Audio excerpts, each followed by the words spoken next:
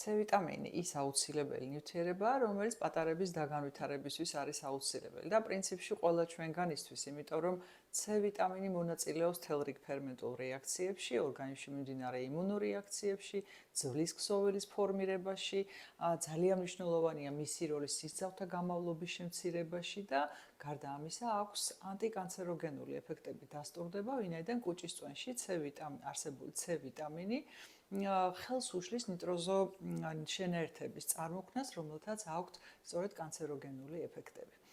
შეიცავს ამ ვიტამინს დიდი რაოდენობით ხილი და ბოსტნეული.